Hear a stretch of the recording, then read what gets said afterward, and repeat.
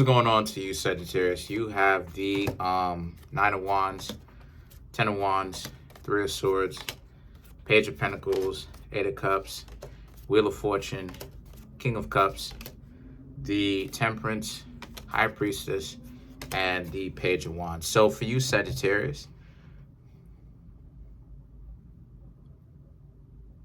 okay, moving past heartbreak. Moving past that stuff, learning how to be beyond a lot of that stuff. You know what I mean?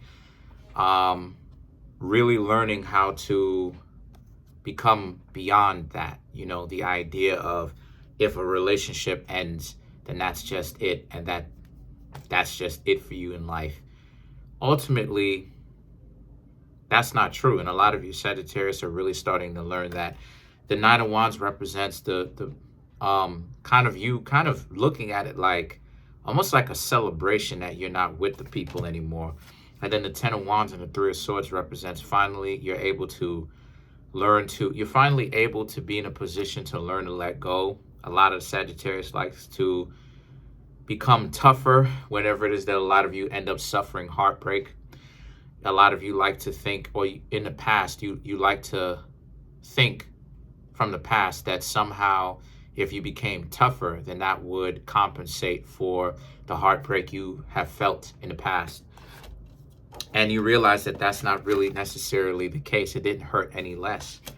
So the Page of Pentacles and the Eight of Cups represents you realize that once you learn to start letting go and to continue to let go of the things that don't matter, right? The value, understand the value in situations.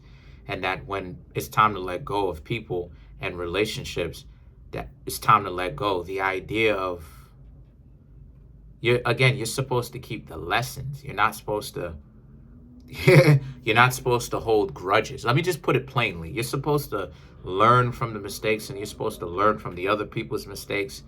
If you didn't have any mistakes, you're supposed to learn from other people's mistakes.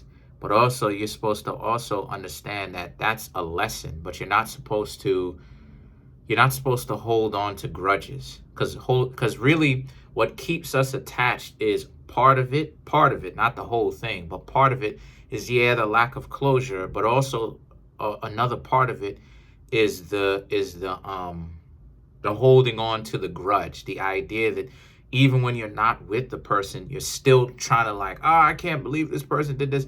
You have to learn to move past even that. And that's where the heartbreak is.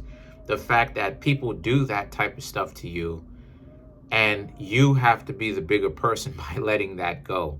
And believe you me when I tell you that it's not always going to be easy. Believe me. But you have to do that if you are going to move forward, right? If you're going to be beyond that. And the Page of Pentacles represents this is the lesson that you're supposed to learn, because a lot of you Sagittarius are learning how to move past that. Good. The Eight of Cups represents, and you're learning that when certain relationships do not work, where people just want you for your body, or they don't really understand you, they don't really want to take the time to understand you at all, to analyze the situation, to know you, to really get to know you, to walk away from them, right? Realize that these people don't actually care about you. They only care about the way that you look and your body. That's it. As to where the Wheel of Fortune represents as a result. The Wheel of Fortune is more so about how you're in a situation where, and this created big change, because the Wheel of Fortune doesn't always represent like making huge changes. The Wheel of Fortune can also represent things changing, you know? That's why it is I tell you that the tarot cards mean different things according to the reading of itself, the overall reading. So you can't really get stuck on one textbook definition of it. So the Wheel of Fortune is about how things have changed for you in a very big way, because it's a major arcana. This is about how a lot of you Sagittarius are learning to understand that ultimately let that relationship dissolve that is hard to be in, and not just let it dissolve, but move forward is the issue, right? A lot of times people will think that a person who has the ability to move forward from relationships a little bit easier from other people, there's something wrong with them. As long as the intention is pure, as long as there's differences to that, right? If the intention was to sabotage the person, then that's not what it is that I'm talking about. But if the intention was to get to know the person, and you really did try, you put in an effort, and the intention was to get to know the person, and they gave you a hard time and you walked away, there's no shame in that, nor should you let anybody make you feel guilty or shameful for doing that, because that's what you're supposed to do. But yeah, so the things that the King of Cups and the Temperance is Sagittarius. So you showed up. The King of Cups and the Temperance, right? It represents how you Sagittarius are learning to hold that cup, hold that energy, learn to, I wouldn't say master it, because that would be a mistake by calling it, by saying that you've mastered it. You'll never really ever master it. You'll just get good enough to direct it, or to direct it. But to say master emotions, master logic, master emotions, you'll never really be able to master emotions. But you can learn to control it to a certain degree, which is all it is that you really need at the end of the day, really. And the Temperance represents, and you're learning how to control it in the sense of learning how to be more wise with when people aggravate you, they stimulate you. Now you feel like you got to go ahead and try to get back at the person and do all this. A lot of you Sagittarius are realizing, look, when it's done, you may still have feelings for the person. You know, still may be a little back and forth, but eventually that back and forth has to dwindle down. It has to get to a point where they're drifting slowly, and you know what I'm saying? Like they're drifting deeper and deeper down into going from being at the forefront of your mind, constantly thinking about it, to sometimes, to every once in a while, to not anymore, to completely forgetting their name. Learn the lesson, but completely forgetting their name. Or maybe even if you do remember their name, you don't feel that anger in your heart anymore.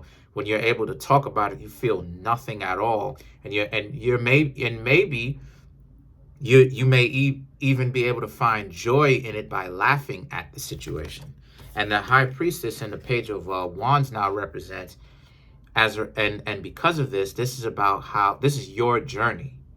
This is about your own inner journey, and that you're not going to be able to offer anything that is valuable to other people until you learn to take that inner journey. You must get in touch with the darkness. You must get in touch with the darker part of yourself. A lot of times people want to run around with this love and light stuff. You know, they want to talk about, they want to talk about the Christ energy and this type of stuff. There's a reason why the Christ energy was holding up a heart. The heart represents learning how to integrate the light and the dark part of oneself. I'm not even going to get too deep into that. I'm not going to. As far as that point, we're going to go ahead and clarify some cards, but I ain't going to get too deep into that.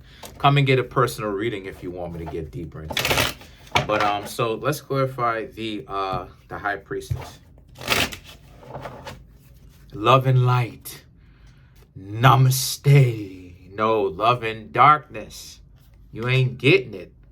The Eight of Cups, the Star card, the Two of Swords, and the High Priestess again. So we got to draw one more. The Fool. The Eight of Cups, the Star, the Two of Swords now represent. So as a result, what?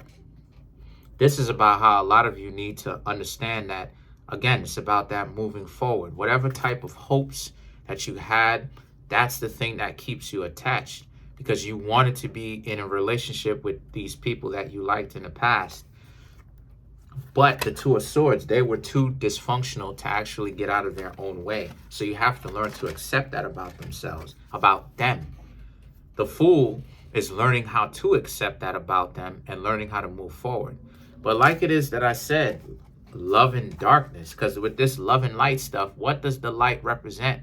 The light represents the stuff that you already know about yourself. So why would you go do the whole light situation?